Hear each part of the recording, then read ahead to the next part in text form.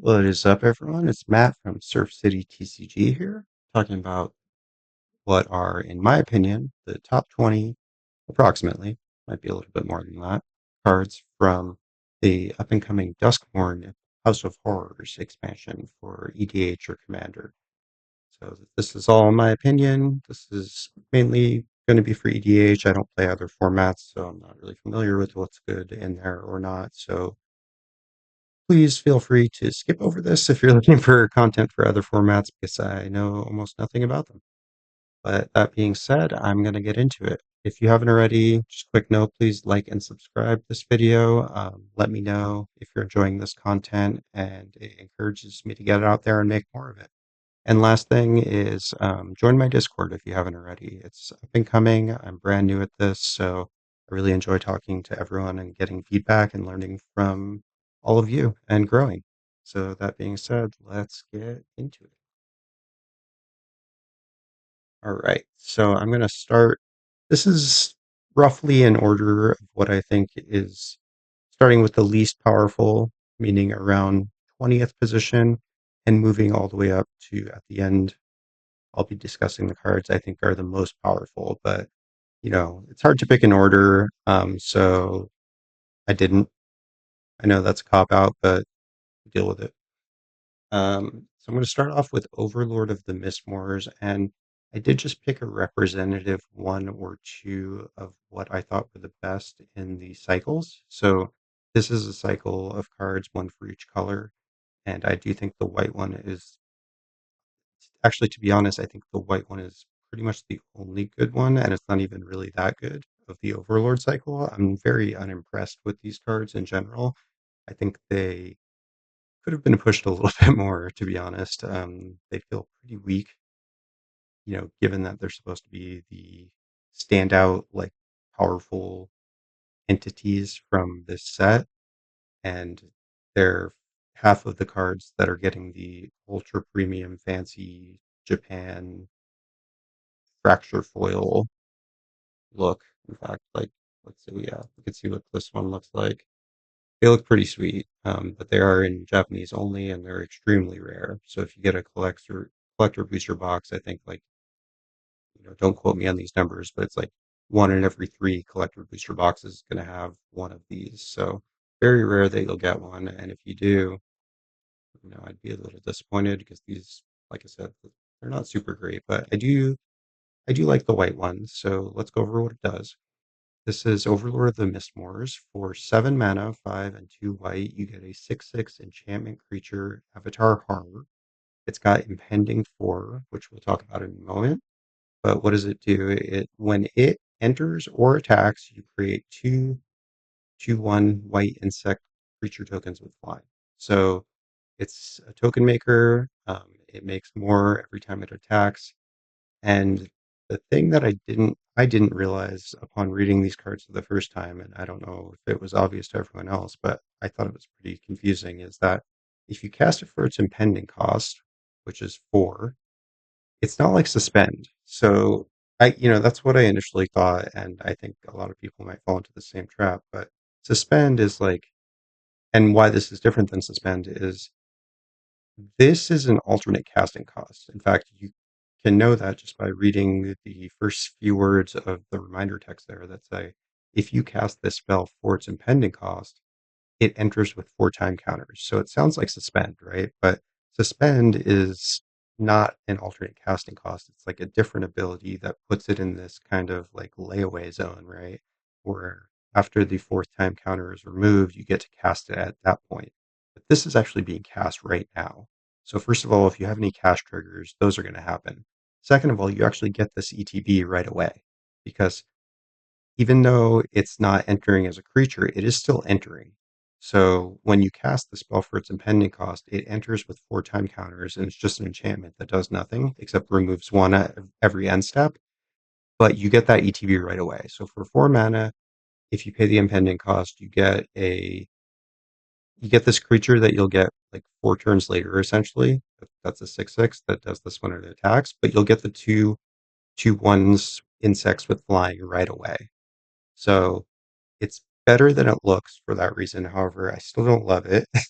4 mana for 2/1 white insect tokens with flying is a pretty poor rate unless you're playing limited. This is not, something you're going to want if you're playing like a powerful or even like a power level 7 EDH deck. It's just too slow, right? Where I can see this being powerful and why I like it and might actually play it in some decks is that, if you blink it, then all of a sudden that removes all the time counters. If you have ways to cheat off the counters, there's not a lot of great ways to do that, but blinking is the best, right? If you blink this, not only do you get the 2/1s again, but it removes all the counters. It comes back as a creature. So I think that's how you play with these overlords. You drop them for impending, and then you flicker them or you blink them somehow, and it cheats it in as a creature in that way. And then, there's a lot of enchantment synergies in this set, of course. But honestly, if you're running a strong enchantress deck, like something like a Sithis, you really have better options than this. So I don't see this making the cut in enchantment decks, but I do see it making the cut. Like for instance, I just built a Felia deck, and I intend to add this because it's great blink target for Felia, who can target any non-land permanent, not just creatures.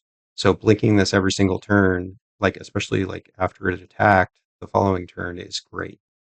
So pretty good one. The rest of them are all pretty bad. The red one is my second favorite. It's okay. You know, for 6 mana, you get to do 4 damage to any target right away. I'm sorry, for 4 mana you get that, but 4 mana sorcery speed deal 4 to any target is terrible. Like, would you play that card? The only way you're going to play this is if you can blink it because it's pretty good in that way. Or red is good at like making copies of stuff. It's not legendary, which is good. So, like, I could put this in my Saheeli the Sun's Brilliance deck because, well, I mean, it's not even ideal there because like that can only copy artifacts or creatures. So this would have to be a creature before I can start copying it. So yeah, I mean, I want to like these cards more, but they just seem like so weak. And like, waiting for it to come out 4 turns, it's just so slow. Like I don't see this making the cut. I think people are going to be excited for these. They're going to try them out, and then they're going to be like, man, this card just feels like weak.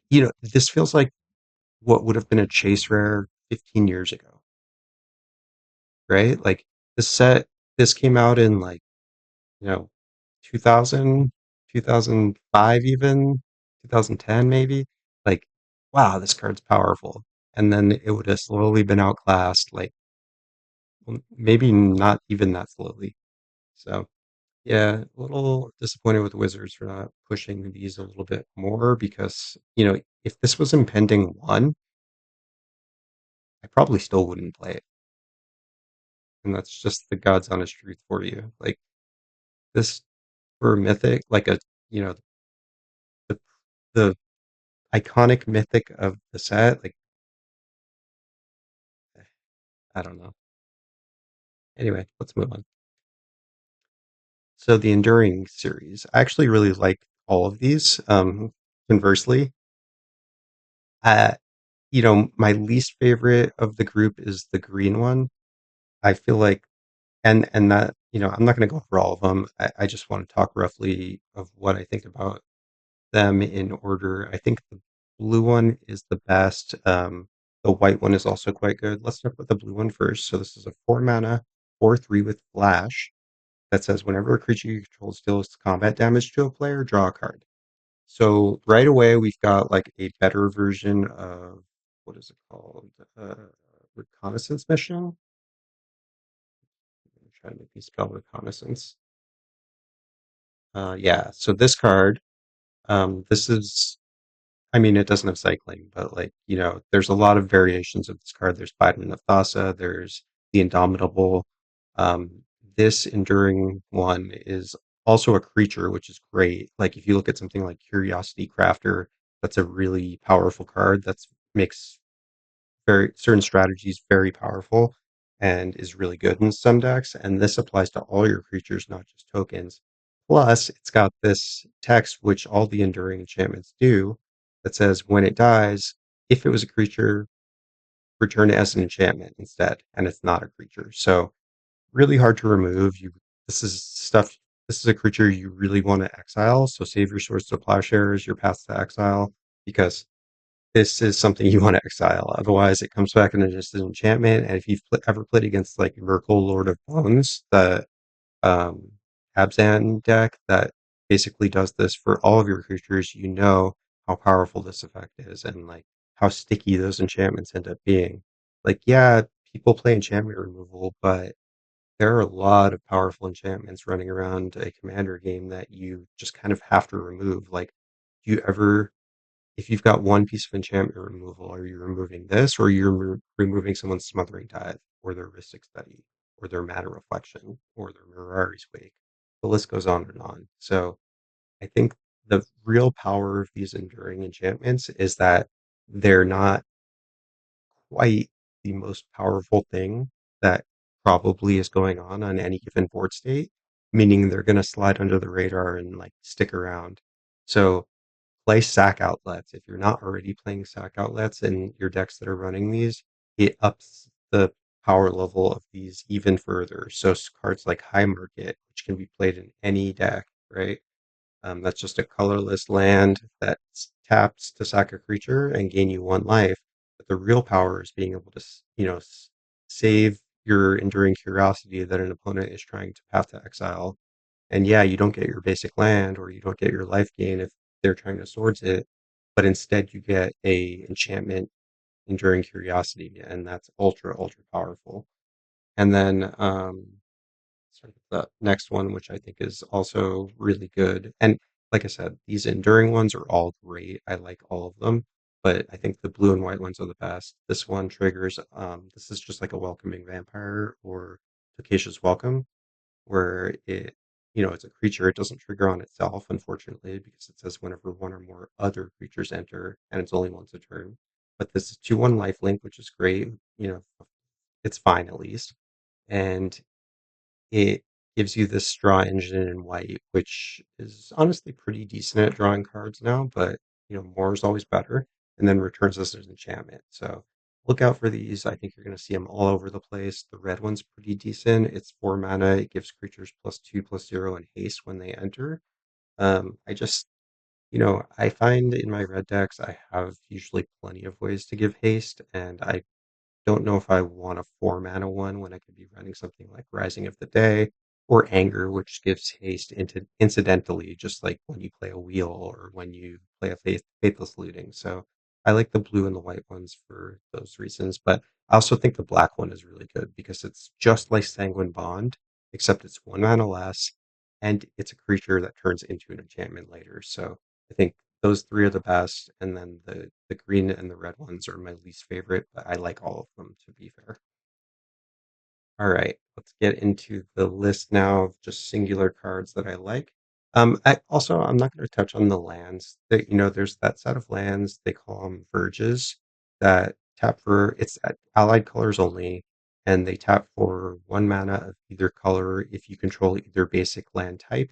Those are great lands. Like if you've got the ideal mana bases and own copies of every single land in Commander, like you're probably not going to play them because you just have better options. Like I don't even always run the battle bond lands, the ones that come in untapped.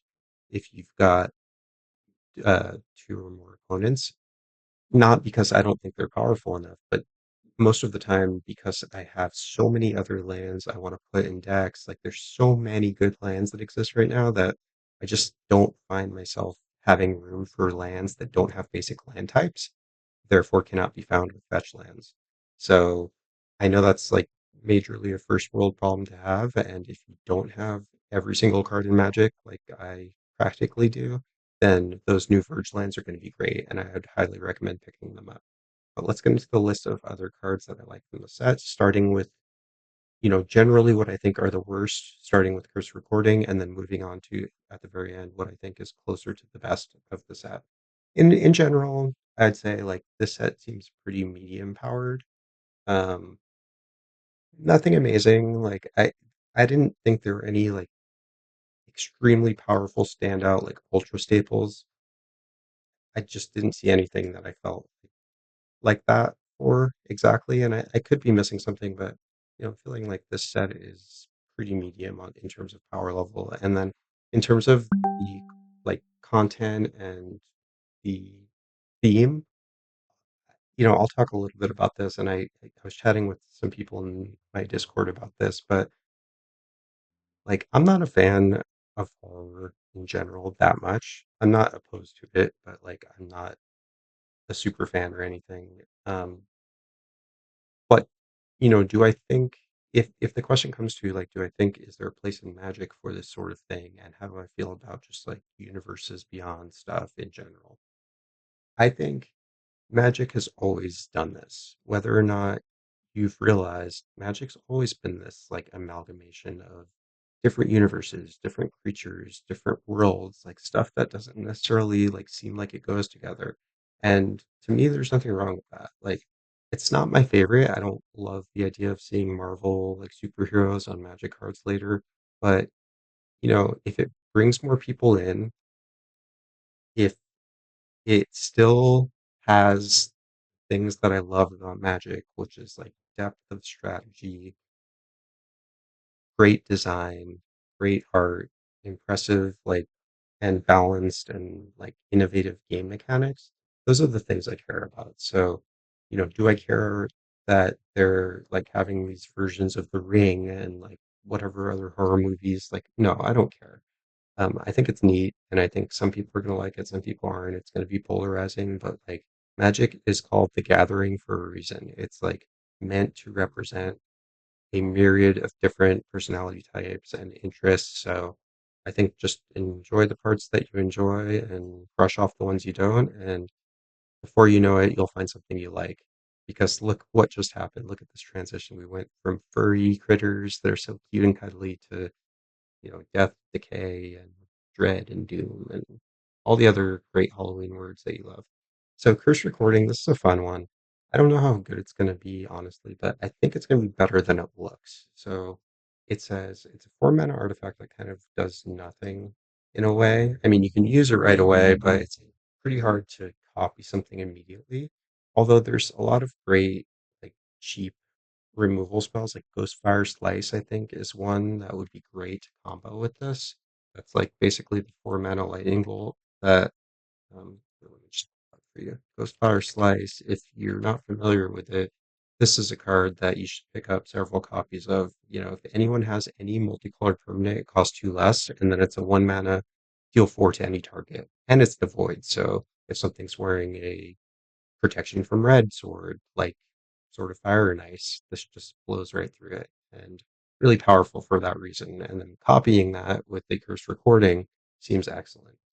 And yeah, if you use this 7 times, so on the seventh use, you also take 20 damage. But first of all, I think if you've copied 6 spells, you're well on your way to the game being over and winning. So I doubt you're even going to get to that seventh one very often. Plus, there are ways to build your deck around it so that you can either prevent that damage, you can redirect it, you can like build your deck in such a way that you can either benefit from it or not be as hurt from it. Or you could just go for it. And like, no one says you have to use it the seventh time. You could, like, if this instead, like, let's rephrase this and, rethink about this in your mind and say, like, what if this came in with 6 counters, 6 charge counters, and it said tap, remove a charge counter, and you can copy your next spell. Like that sounds better than this, right? And that's more or less what it is. That would allow you to proliferate, but this allows you to remove counters if you have ways to do that. So there are pros and cons to both. I don't think this is going to be like valuable card or you're going to see a lot of it, but I want to play around with it. I think it sounds fun. And I do like the call out to The Ring because I thought that was a great movie, and I think this is a pretty neat way to represent that. So I like this card. I want to try it out a little bit. I might put it in my Eris Roar of the Storm deck and just see how it plays out. You do have to get value out of it, like at least 2 or 3 times for it to be worth this mana investment, but I think it's pretty good. All right, the Swarmweaver. This is a 4 mana 2/3. It's a scarecrow. So I know that's a um, cult cult favorite creature type. This is a 2/3 artifact creature for 4 mana. When it ETBs, you make 2/1/1s with flying. They're black and green insects. And then Delirium. This is a mechanic we're going to see frequently in this set. If there are 4 or more card types among cards in your graveyard, and that's, by the way, if you haven't played with Delirium, it's super easy to achieve because think about the card types that are going to end up in your graveyard pretty easily. Well, if you're playing fetch lands, lands are a gimme, and then instants and sorceries, you'll get those quick. So then you just need one of either artifact, creature, or enchantment, and like it, trust me, it doesn't take long at all. And that's if your deck's not even built for it. If your deck is built around milling, like Golgari decks often are, Delirium very, very easy to achieve. And if you've got Delirium, then your insects and spiders have +1/+1, and Death Touch. So if you're not building around this at all, it's a 4 mana 2/3 that makes 2/2 flyers, 2 of them, that have Death Touch.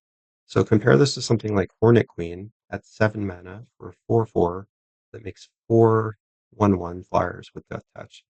I think this is much better. The Delirium is very easy to achieve, even if you don't have it right away. It's not like you lose that effect. Like, you know, your insects and spiders will get it later. So you can always play this on turn 4, even if you don't have Delirium yet.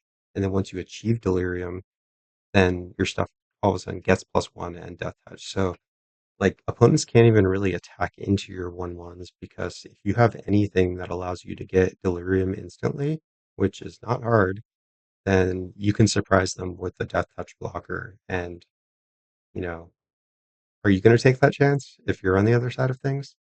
A lot of times people will ask you, like, hey, do you have any flyers? Is your stuff Death Touch?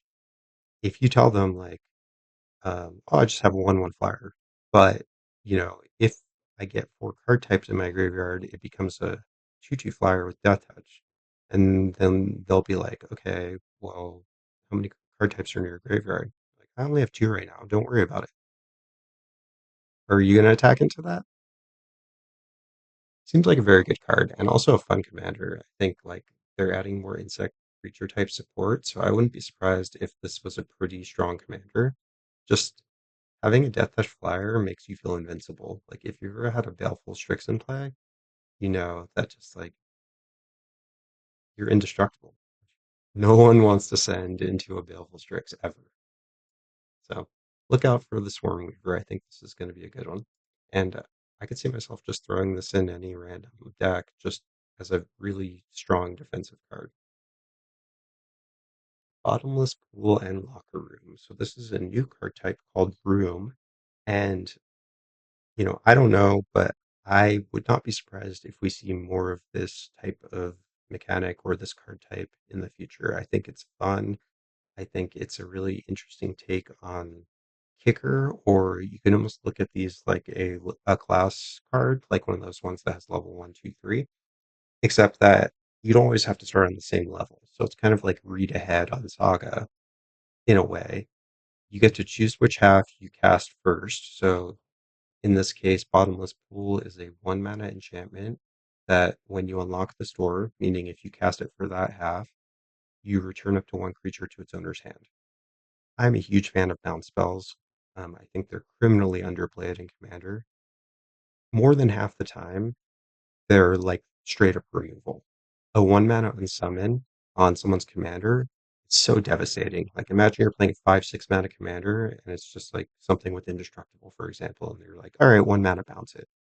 That sets them back an entire turn. They can't attack with the following turn. It's just brutal. And having this as kind of just an incidental effect on the other half, which is Locker Room for 5 mana, so you're overpaying a little, but you get this effect that says whenever 1 or more creatures you control deal combat damage to player, draw a card.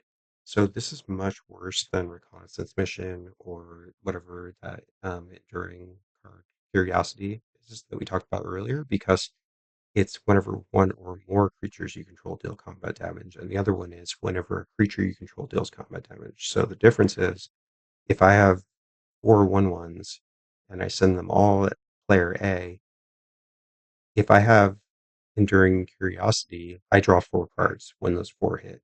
If I have Locker Room, I draw one card. However, if I send my 4/1/1 spread out over players 1, 2, and 3, and they all hit, then I still draw 3 cards because it's one per player, basically. So, Locker Room, much worse than Enduring Curiosity, but there are ways to get around it. You just have to spread your attacks out a little bit and be able to hit more than one player, which isn't always not always so easy, to be fair. But I just love the flexibility of this card. Having this 1 mana bounce spell, which I think that's a playable card in EDH and even in powerful decks.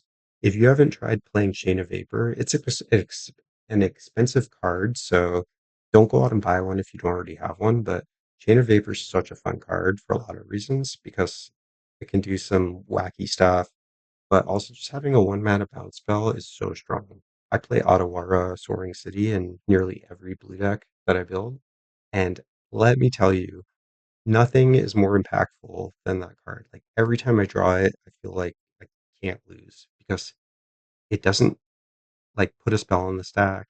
It it's just so hard to interact with and like lose it. Let me tell you, like hitting someone for that amount of tempo is just so strong. So try this card out. I think you'll be pleasantly surprised at how strong it is. I don't think it's going to be worth anything. I don't think you're going to see a lot of it, but I think if you test it out in your decks, you're going to like it. All right, the Rollercrusher Ride. Fun name. Uh, Pretty sweet art. So this is a 3 mana enchantment with X. So X, 2, and a red for a legendary enchantment. It's got Delirium. So if you've got, again, 4 or more card types, that's what Delirium means. Then, as a persistent effect, your sources that deal non-combat damage, so not your attackers, but everything else, deal double damage. So it's a damage doubler, but only for your non-combat damage. And then also it's got an ETB, which deals X to each of up to X target creatures. So whenever you have something like this, the best thing to do is just put in some values of X and like let's go over what it might do. So let's say we paid X is 2, then it's going to deal 2 damage to 2 different creatures. Pretty meh, but if you've got Delirium, it's 4 damage to 2 different creatures. So you're doing 8 damage in total, 4 and 4 for 5 mana. Plus, you get this enchantment that sticks around and doubles your damage. Pretty good. Pretty good for 5 mana. And that's really like pretty much the worst case. Obviously, like there are going to be times where you play this for 3 mana and don't remove anything, or play it for 4 mana just to snipe something for 2 damage. But in general, I think you're going to want to be paying like 3 and 4 for this. And at X is 3 and X is 4, this starts to get really strong. It starts to turn into like one-sided board wipe kind of territory. And if you've played Delayed Blast Fireball, you know how strong, or played against it, you know how strong one-sided board wipes can be. So at X is 4, this is dealing 4 damage to 4 different creatures, or 8 damage. More likely, it's going to be doing 8 damage to 4 different creatures, and that's a recipe for winning the game. Is resolving a spell like that. So I think this is a good card, and I think it's going to see some play in certain decks that can like generate a lot of mana. It's going to be really good in like Magus Lucia Kane, of course. Any deck that does something with X is going to love this card. Metamorphosis Fanatic. This is not a card I've seen anyone talk about yet, but I think it's sweet. So let's go over what it does. It's a 6 mana 4/4 lifelink human cleric. When it enters, you can return a creature from your graveyard, so it can't reanimate from others' graveyards. So that's a little bit of a bummer, but that's okay. And it brings it in with a lifelink counter. The thing I really think is great about this card is that it has Miracle, obviously. So if you Miracle it out, well, it costs 2 mana, right? So it's a 2 mana reanimate for just something in your graveyard. It gets lifelink. Now, is that worth it? Well, probably not. But what I think makes this card really good is that I don't, you know, if you weren't aware, the way Miracle works is if Miracle says if this is the first card you drew in any turn, you can cast it for its Miracle cost. So if you're drawing it on your turn, this is pretty like medium, even if you're miracling it. Like there are better reanimate spells you can play at sorcery speed. Where I think this is powerful is the ability to either know this is on top of your deck because you put it there via a mystical tutor, Imperial Seal, Vampiric Tutor, whatever, Sensei's Divining Top. There's tons of ways to know the top part of your library now. Glarb, I think this is probably going in Glarb. I think it's sweet. Um, if you cast it off the top, you can't miracle it though. But you could just kind of leave it on top with Surveil. And if you're drawing a card for the first time during an opponent's turn, let's say, I don't know, right when they're in the middle of attacking you, then all of a sudden you draw this, oh, miracle, drop in a 4/4 lifelink that they weren't expecting, and reanimate a creature, anything from your graveyard with lifelink that they weren't expecting. So if you play this card, that's the way to play it, is to play it in a deck where you're able to see the top card of your library and you're able to draw at least one card at instant speed. So I see myself adding this to Oscar Rubbish Reclaimer, potentially to Mirko. This is a strong card only if you're able to miracle it when people aren't expecting it on other people's turns. Fear of missing out. So there's a whole series of these enchantment creatures that are fear of something something. This I think is the best one. It's a 2 mana 2/3 enchantment creature. As soon as it enters, you immediately get a rummage effect, which is to discard a card, then draw a card. So nice little bonus, nothing major. It's not card advantage. It's just kind of like card selection. Gives you a little bit more info, lets you discard your worst card, and also like discard a card that ideally helps you get delirium. And you really are going to want delirium when you play this card because when it attacks for the first time, if you have delirium, you get to untap one creature and you get an additional combat phase. So really, you can attack with everything again, but there it doesn't not give you a way to untap everything again. A lot of the extra combat spells will say to untap all of your creatures.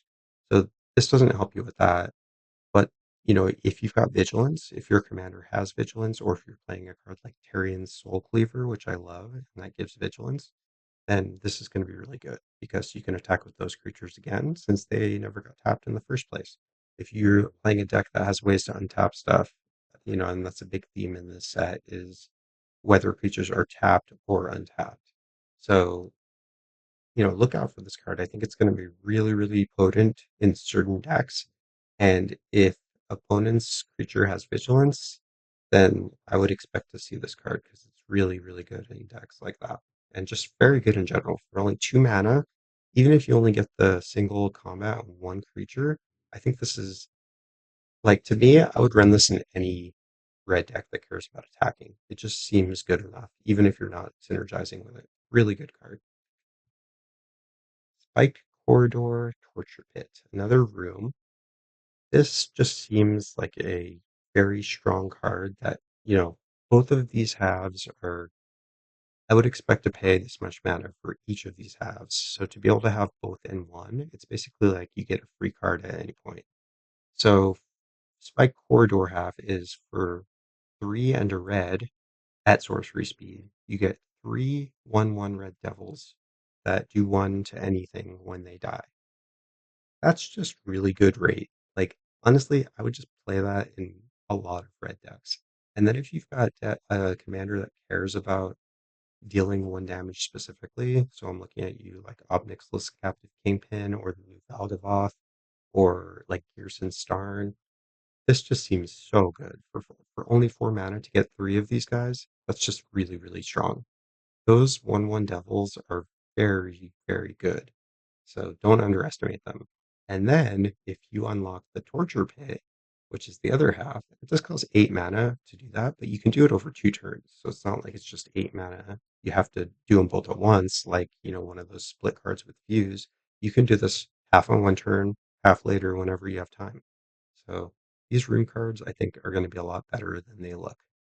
And then the Torture Pit is just a like Torbrand style effect that causes all of your non-combat damage to be that much damage +2. So now your devils will still hit for 1 damage because they're 1/1s, but their pings will do 3. So Try this card out. Even if your deck's not built around it, just throw this in a red deck. I think you'll be very happy with it. I think this is going to be a underestimated and very, very powerful card. I think red got a lot in the set. As I was going through the cards I was considering for this list, I just found myself seeing tons of red and black cards. Those are the strong colors in this set, in my opinion, and it makes sense, right? This is a Halloween set, so what colors would you expect to be good? Red and black. What's the best commander? The red and black one. Valgavoth? Busted. Not as good as Ob Nixilis. That's not saying much. Ob Nixilis is one of the most broken non-CEDH commanders. I think he's good in CDH too, to be honest. Not great, but like fine. But yeah, I think red and black are very pushed in the set. So what does this one do? It's Charred Foyer and Warped Space. So for 4 mana, Charred Foyer lets you, at the beginning of each upkeep, exile the top card of your library and play it. You can play it that turn. So this is on par with effects like Outpost Siege and, I think there's another one, Visions of Phyrexia is one. They're all 4 mana. They all sort of do this. So this is nothing new.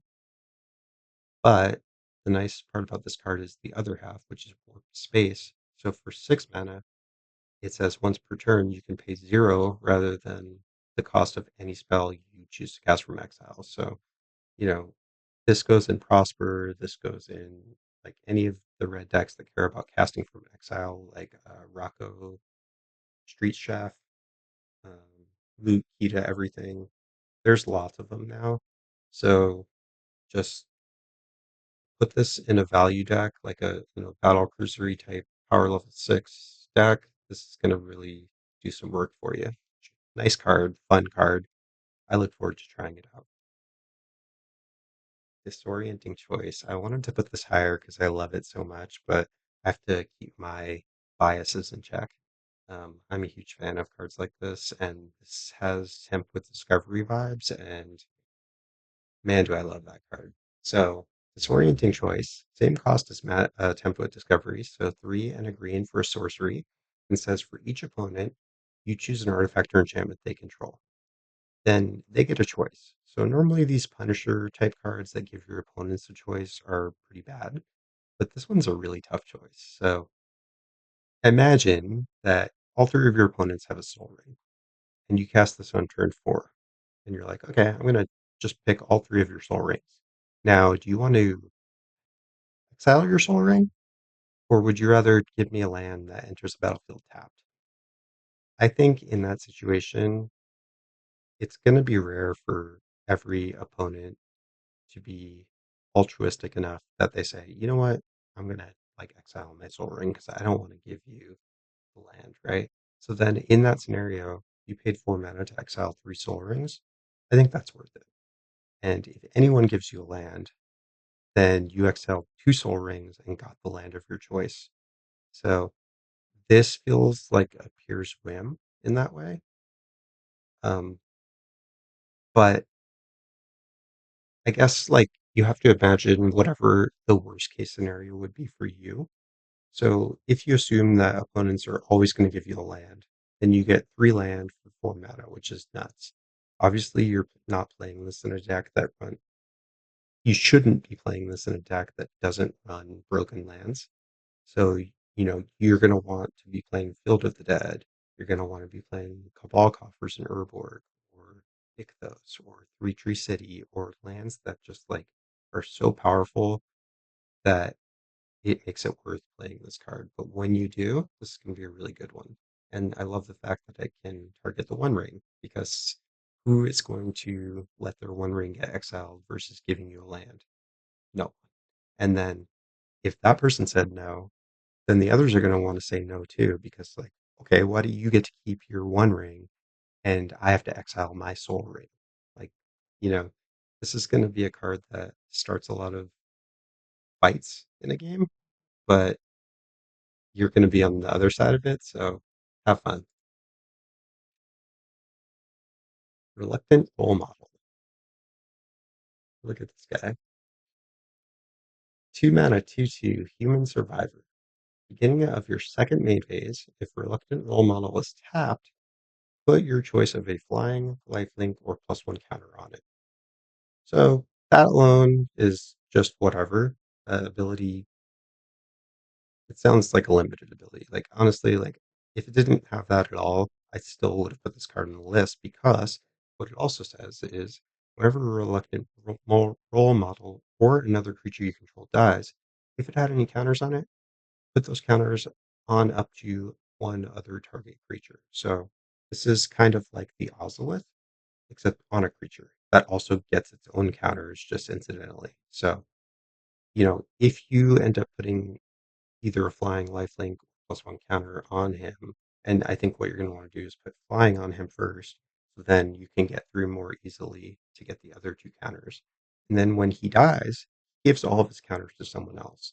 So you're only going to be playing this in a deck that already cares about counters, but just having this effect on a creature is so strong because it means you have to kill him first, and he's just not that good. It's not like worth spending a removal spell on him when you're playing other creatures that are a lot more powerful. But if they kill your other creatures, those counters just go on him or go on whatever other creature you have. So as long as he's in play, all of your creatures that die just keep moving their counters onto something else. So you really have to kill him first.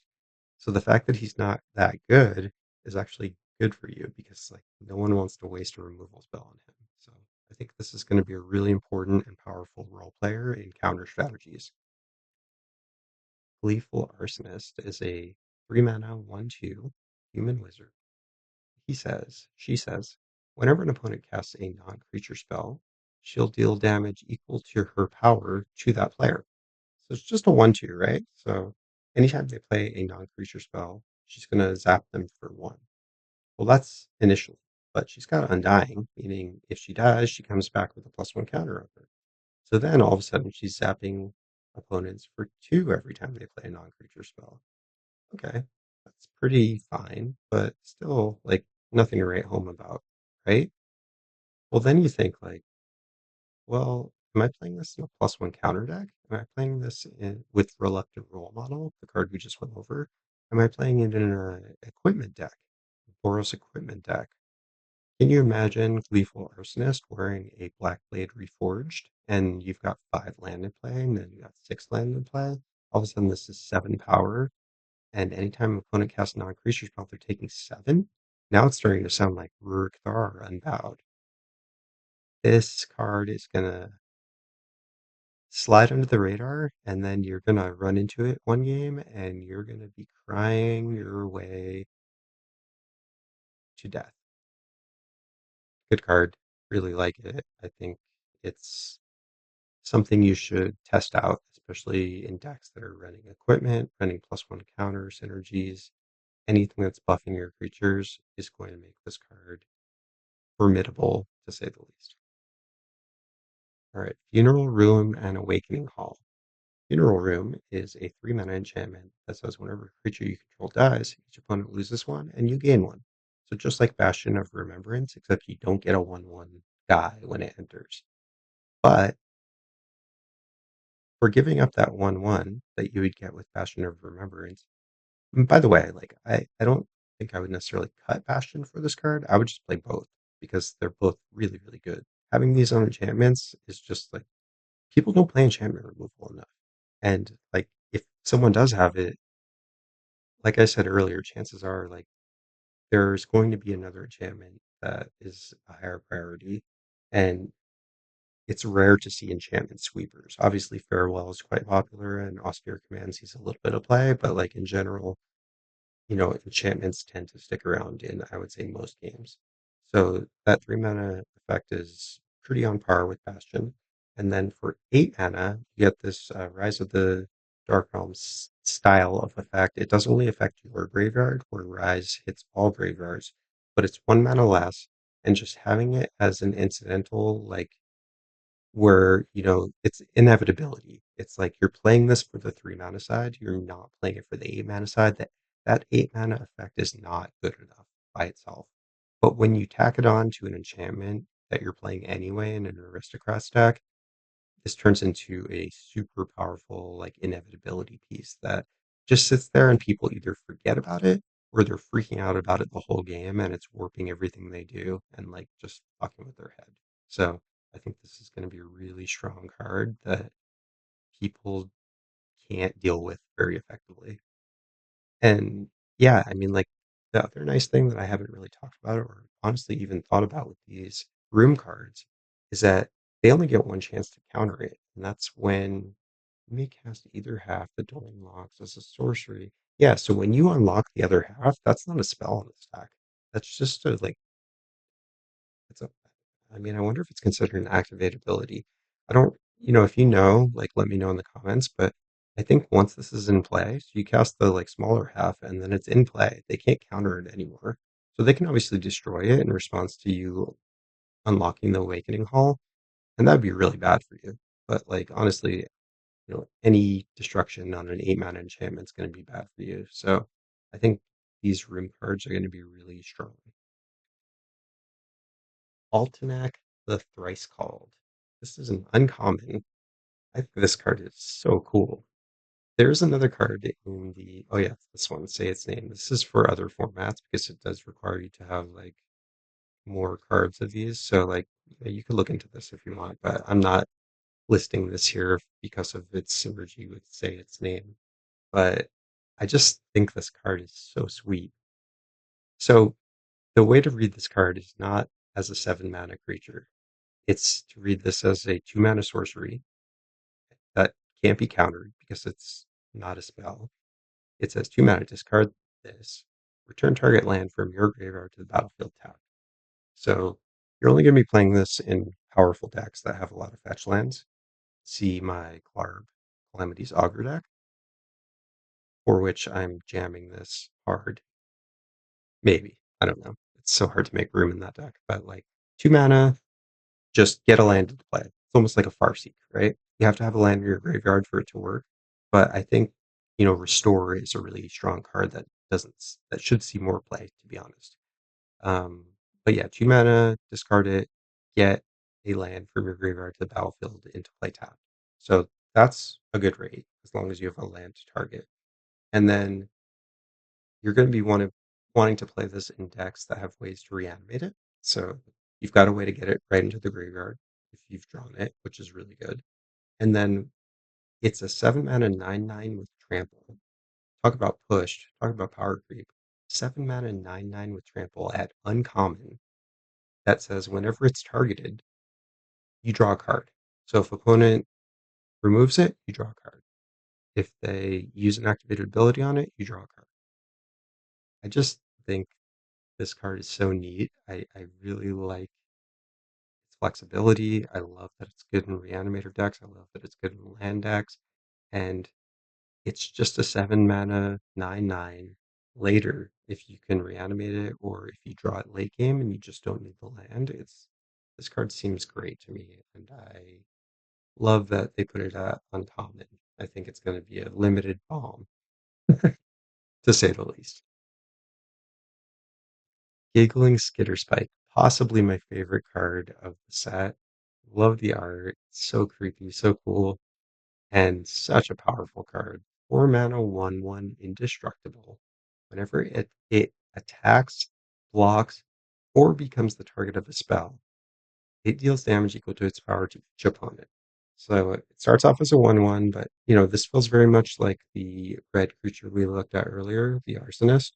Like it's going to be a menace, and then as soon as you put your Black Blade Reforged or anything that's buffing its power onto this guy, it's becomes a complete terror, right?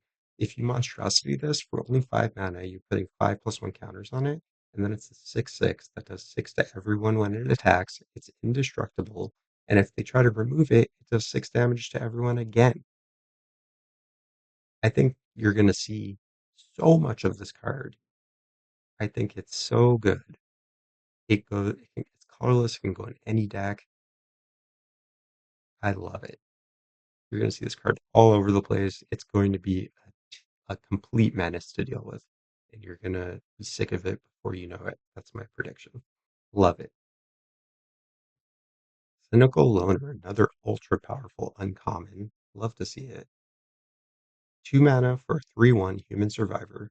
Can't be blocked by glimmers. Meh, whatever. Ignore it. It'll come up 1 of 100 games. Important part. At the beginning of your second main phase, if she's tapped, you get to entomb. You search your library for a card, put into your graveyard, you shuffle. Every single turn, if she's tapped.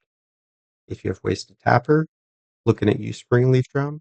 If you don't have copies of Springleaf Drum yet, I suggest you get them now because if they start printing more cards like this with the survival mechanic, that card's going to shoot up in price. It's pretty inexpensive right now because it was reprinted in the Brothers War Retro Frame Artifact series. So get yourself several copies of that card right now. I think the stock of it is going to go up and up and up. And if you've got other ways to tap this without um, attacking, because it's only a 3/1, so it's like hard to get through, especially late game.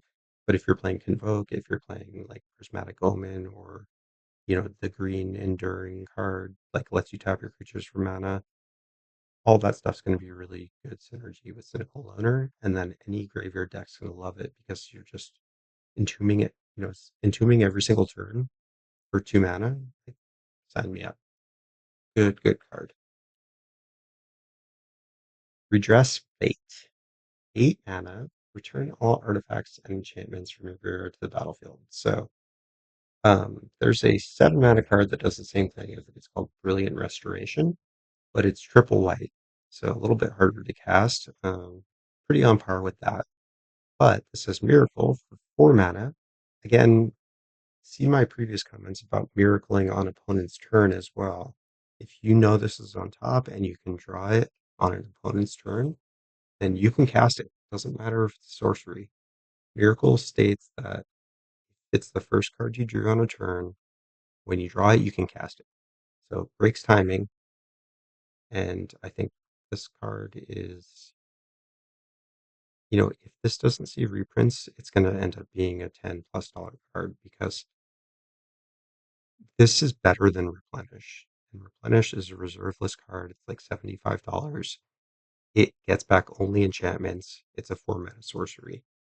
This is a 4-mana, potentially an instant, that gets back both artifacts and enchantments. I don't see how this doesn't end up being a valuable card later on, unless it gets reprinted a bunch, which I can't imagine will happen. It's pretty hard to reprint Miracle. This doesn't look like a card that's going to see a reprint for years, and I expect it to be valuable. So I'm going to be picking up at least a few copies. I love it. I love Miracle. I love reanimating all my artifacts and enchantments. This is just, I love everything about this card. Beautiful art, too. The Meathook Massacre II. I find it interesting that they removed the. I think they had to, looking at the spacing up there. I think they would have included, I think they wanted to include the and had to make the hard decision to remove it, which is a little bit of a bummer. I hate that they had to make decisions like that based on just like spacing, but so it goes. Um, so Meathook Massacre 2 is 4 black and double X. So twice. I didn't think about this, but they literally just doubled the mana cost, right? Meathook Massacre is black X. This is black XX. So everything's times 2. Pretty funny. When it enters, each player sacks X creatures. So if we pay X as 1, meaning 6 mana total, then it's a enchantment that causes everyone, including you, to sack 1 creature. And then it's got 2 static effects. One is whenever a creature you control a creature you control dies, you can pay 3 life to return that to play under your control with a finality counter. So that is where the money is on this card, that effect. But the second effect is nothing to scoff at. It's whenever a creature an opponent controls dies, they have to pay 3 life, otherwise you yoink it with a finality counter. So not only does it deny it from their graveyard, but you steal it. And if it dies, it gets exiled. So it doesn't even like go to their graveyard when it dies. So they really have to pay the 3 life. But are they going to want to pay the 3 life every time like their Birds of Paradise gets caught up in a sweeper? I think this is a really good card if you can cast it. And like this is a card I'm 100% putting in Glarb because although that is a 3-color deck, I'm prioritizing grabbing Cabal Coffers and Urborg, and this is just so easy to cast when you have a Cabal Coffers or an Urborg, either one. So I think this is going to be a really good card. I'm definitely not paying $28 for it. I think it's going to end up coming down quite a lot, but I see it doing a lot of work and being really, really strong, not just in mono black decks, because a lot of decks are playing Urborg, and a lot of decks are prioritized having ways to find Urborg. And then, like, not to mention, like, adding 4 devotion to your board is really strong. Harry, eat your heart out. All right, Dazzling Theater and Prop Room. Now we're getting into the stuff that I think is some of the strongest cards in the set, and we'll start off with this room, which I don't think I have a room that is higher on my list than this. So I think I could be wrong. We'll find out shortly. But I think this is, in my opinion, the best room in the set. So what does it do? It's 4 mana for Dazzling Theater, and it says creature spells you cast have to invoke. So we can tap now. Or when this is in play, it's basically like a Prismatic Omen or Elfin Chorus in that it gives all of your creatures the ability to tap to cast other creatures only. So it's in some ways it's kind of like an inspiring statuary, but for creatures. So very, very powerful effect there. And then like tapping those creatures to help cast spells, that gets around summoning sickness too. So this is a very, very strong like mana engine. I know it doesn't necessarily read that way, but in a like creature deck that's just running 40 plus creatures, Dazzling Theater is nuts. It lets you like dump your hand so easily. If you have like a Beast Whisperer in play with this, it's just like, okay, play my whole deck, kind of. Like until I draw too many land. Really strong effect. Especially with all the stuff that wants to be tapped, right? Like we just looked at Cynical Loner, like so good with Dazzling Theater. And all of the stuff that like just wants to be tapped in this set is gonna love this card. And then Prop Room 3 mana enchantment that says untap each creature you control during every other player's untap step. So, have you guys ever heard of a card called Seedborn Muse? Turns out that card is pretty good. Um, this only untaps creatures, doesn't untap your land, which is part of what makes Seedborn Muse so good. But in a deck that is like designed to work with this card, like if you've ever played with or against a drum bellower, it's a 3 mana white creature that does this exact thing. It taps all of your creatures during each other player's untap step. Card is so good. And in combination with Dazzling Theater, especially if you have a way to give your creatures flash, or just playing a bunch of flash creatures, like or just having something with tap abilities. This card is so good. It's gonna you're gonna see this all over the place. And when you do, you're going to be groaning. It's going to be so good. It's this kind of card warps a game. Either you have removal for it, or you're playing against a deck that is like going to take advantage of it, and you're 90% of the time you're going to lose. So be on the lookout for this card. Pick up your copies. This these prices are this is like pre-release is in 4 days. I would expect these prices to be higher right now. It's going to come down like a lot below this, I would imagine, and I'm going to be picking up copies because this is a really, really strong card. Both halves, really strong. I don't know why this is not on more people's radar. Be on the lookout for this one. Persistent Constrictor. Oh man, I don't love seeing a card like this, to be honest. It definitely has Toxrill vibes. It's certainly not Toxrill. Okay, let's get that clear. This is not Toxrill. However, It's pretty good. 5 mana, 5/3 with Persist. Hard to get rid of. You get it back if it dies once. If you have a way to put a +1 counter on it, you just get it back indefinitely. There's lots of combos with Persist, so look out for those. And then at the beginning of every opponent's upkeep, they lose a life, and you put a -1 counter on a creature they control. Every single upkeep. This is going to have all eyes on you the second you play it until it's out of there. So be careful, but if you're playing ways to bring it back, to reanimate it, to cheat it out faster, to even if you're none of that is true, this is going to be a game warping card that just like accrues value until it's removed twice.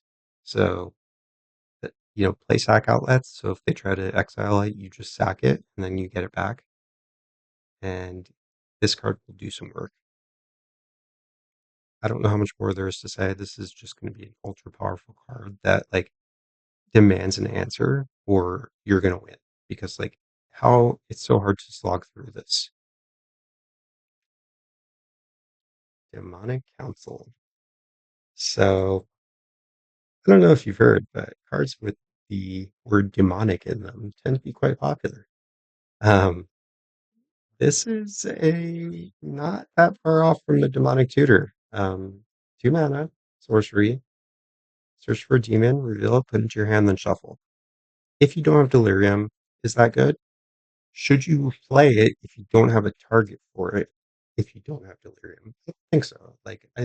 There are tons of good demons. It doesn't hurt to throw one in your deck, even if your deck's not built around demons. Bloodletter of Aclazotz is a great one. It's the 4 mana flyer that doubles damage.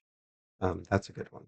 There's tons of other good ones. I'm sure you can find a demon that works for your deck, and I would probably try to include at least one or two in case you get Bojuka Bond or someone's got a Rest in Peace or something, and you draw this, and it's not just a dead card. But I would say in 95% of the games, you're just going to wait till you have Delirium, which is trivially easy.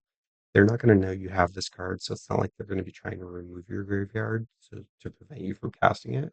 And then it's just a demonic tutor. So really good card, very fair. I like how it's balanced. I think it's just it's just great. And you know, I'll be looking to scoop up every copy that I run across. Like if people have these in their binders, I'm picking up as many copies as I can find pretty much. It's that kind of card. It's going to be a perma staple pretty much forever. Love it. Tyvar the Pumbler. 3 mana, 3/3 elf.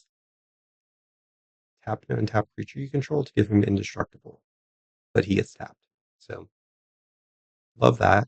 Just this like nice piece of protection on this powerful overrun piece that for 5 mana you can give your creatures +X line of turn where X is the greatest power among creatures you control. So this isn't a once a turn ability. So if you can activate it twice, then all of a sudden your creatures. So let's say your biggest creature is a 5/5.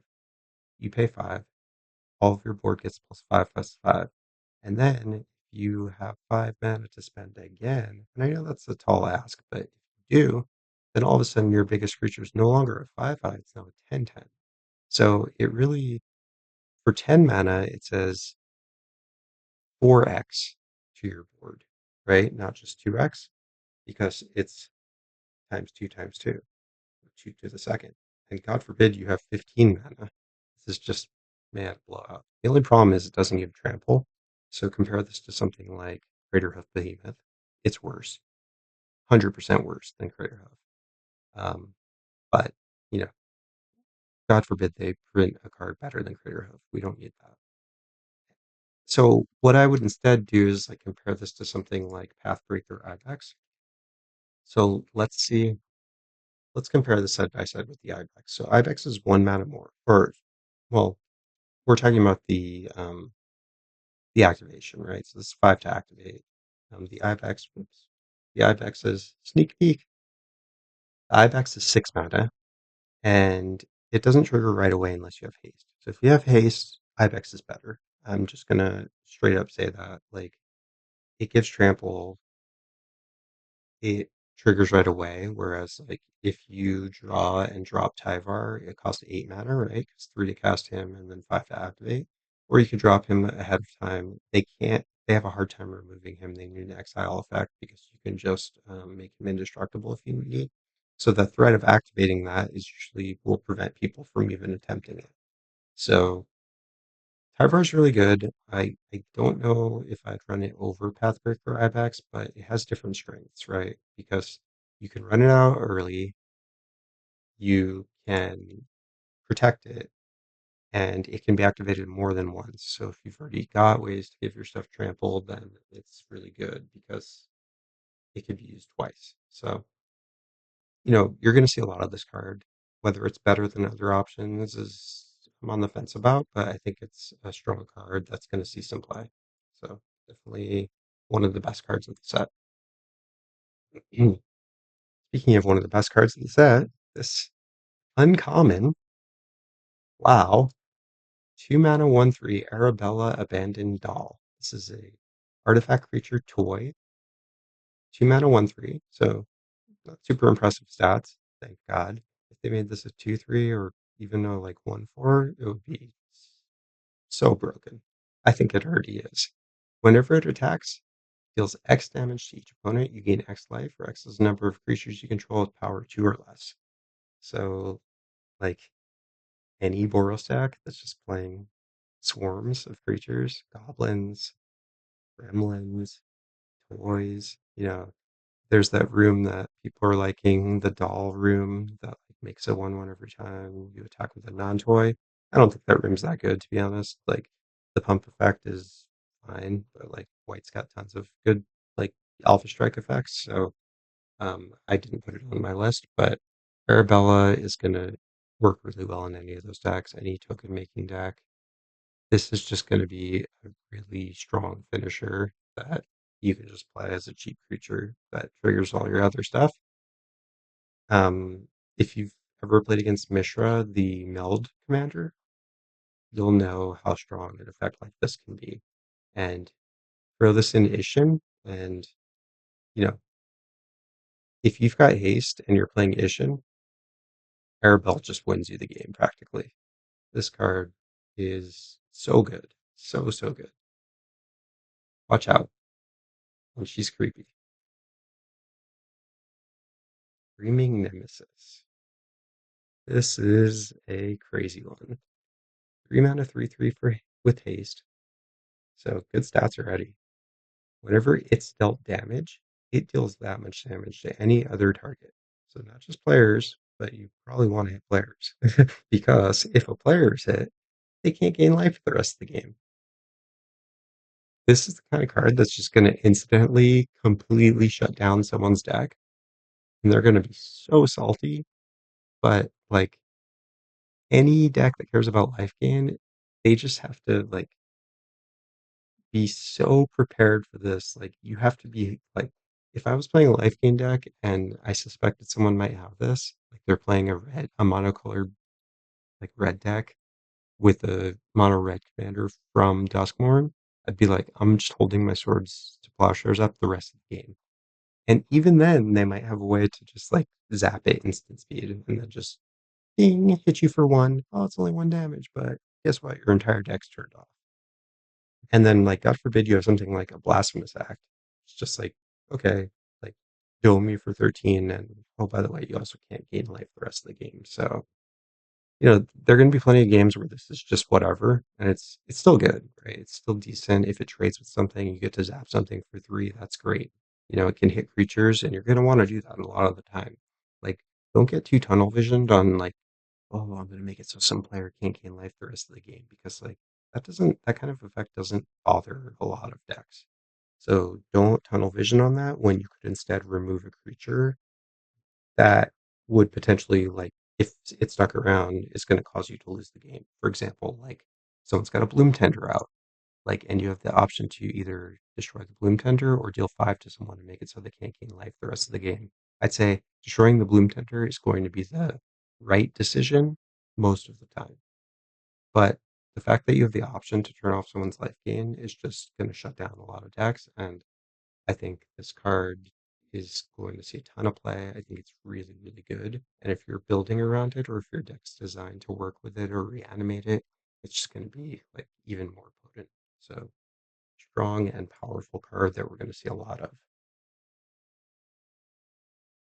Razorkin Needlehead. So Shieldred Jr. here is a 2-mana 2/2. First strike during your turn. Pretty good, actually. Like, nice. Lets you get in for more attacks than you would be able to otherwise. And then, whenever an opponent draws, deals 1 to them. Simple effect. Half of Shieldred the Apocalypse on a 2/2 for 2. Ultra aggressive. If you threw this in any and every red deck that you have in EDH, you're going to be happy every time you draw it.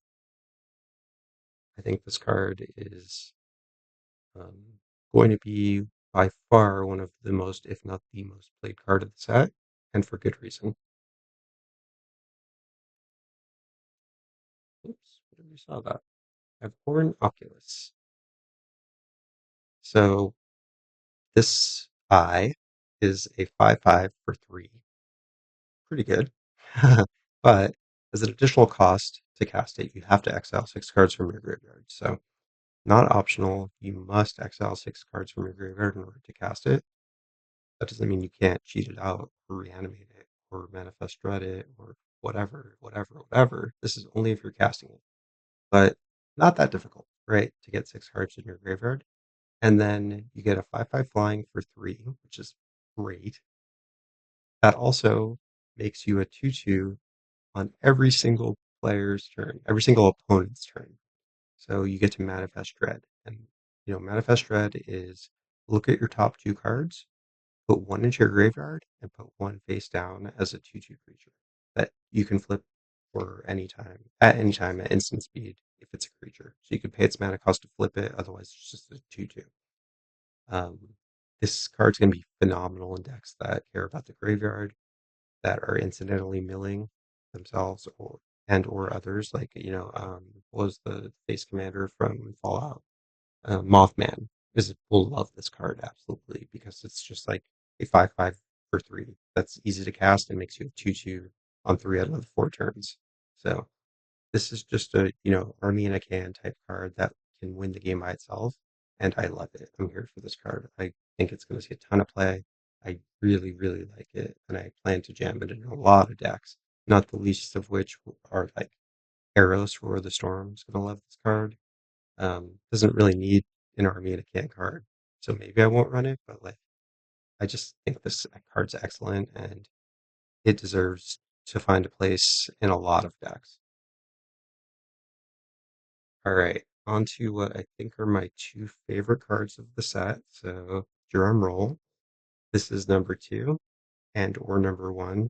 I couldn't decide, but I love this card for so many reasons. First of all, the name, Chef's Kiss. Like, I love the name. It's beautiful, like elegantly written. I love the art. I love everything about it. God, I wish it was an instant, but I'm kind of glad it's not because it's already really, really good. And I think people are underestimating this card big time. Look how good people finally realized Saw in Half was, after it got put in the Squirrel Precon. I've been a proponent of that card forever. I have owned two Galaxy foil copies of it. It used to be like $1, the Galaxy foil. I was like, man, I wish I'd bought like 10 of them because I think it's now $10, $15. But this has Saw and Half vibes 100%. It just, except like if you destroy an opponent's creature, which is what you're going to be doing most of the time, it's just destroying it. Like, it doesn't, like, it's not like where if you saw in half their creature, like, it doesn't really help you deal with an annoying creature. It just gives them 2 of it, right? So most of the time when you cast Saw in Half, you're using it on your own creature to get like double the effect. But Come Back Wrong is flexible because you can use it on your own creature, and if you do, it comes back right away, and then you sack it. So, uh, cast this on Great Version of Asphodel, cast it on Archon of Cruelty, you name it. Kokusho. Kokusho loves this card. Go figure. But you can also destroy opponent's creatures and then you steal them. It's only till end of turn, but like you're getting the ETB, you're getting the death trigger if it has it, you're getting the static effect for turn. This card, uh, I just can't tell you how much I love this card. I'm going to be playing it everywhere. Yeah, I'm Gaga. Number one, the big boy, Valgavoth Terror Eater. 9 mana, 9/9. Yeah, F you, Grizzlebrand. Flying Lifelink, Ward. Sacrifice 3 non-land permanents. Yeah, just Ward Annihilator 3. No big deal. If a card you didn't control would be put into an opponent's graveyard from anywhere, exile it instead. What else has that line of text? Oh yeah, Dothy Voidwalker. Is that a good card? I don't know. During your turn, you can play cards exiled with Valgavoth. Period. Wow. If you cast a spell this way, pay life equal to its mana value rather than its mana cost.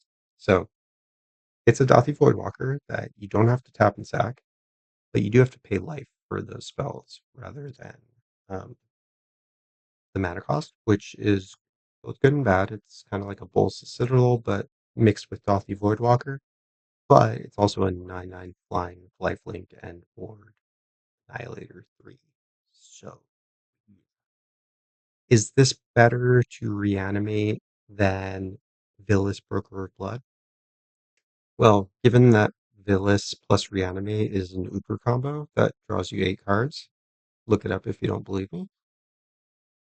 No, Villas is better, but is the fact that this is worse than Villas in that specific scenario, does that mean that this card is bad?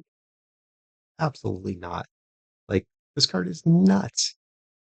If you have any way to reanimate stuff, this is going in your deck. It's crazy. This plus Henzi? Crazy. I mean, like, it's actually not the greatest with Henzi because you're going to sack it and you kind of want it to stay in play. But, like, hitting with a 9/9 with lifelink in the air is pretty good, I hear. I might have to build this as a commander deck. That's kind of, like, badass, right? Valgavoth Terror Eater as your commander. I think I might need to make that happen, which is the fancy version. That looks kind of lame. I'm not super in love with that. Ooh, that one's cool though. How much is that? $350. No. Wow, really cool though. Ah, I can't believe how much worse this one looks. I love the black mana symbols on this one. That is so sweet. Yeah, I love this card. I think it's a perfect representation of this set. I think it's super powerful. It's super fun. It's almost like a black Eldrazi, right? Like this card's just sweet. We're overdue for a like big badass black demon, and Valgavoth delivers. I think this card's really fun. It's not too powerful. I don't think it's broken. It's you get a lot, but it's 9 mana. Yeah, you can reanimate it. There's not really a downside to just reanimating it, but hey, that's always been true in Magic. So have fun. That is it for the set. If you feel like I missed something, if there's a card you think I didn't give enough credit or I didn't give enough attention to, like please let me know in the comments. And if you haven't already, please like and subscribe. Thanks for watching. Enjoy the set and good luck at the pre-release. Matt from Surf City TCG signing off.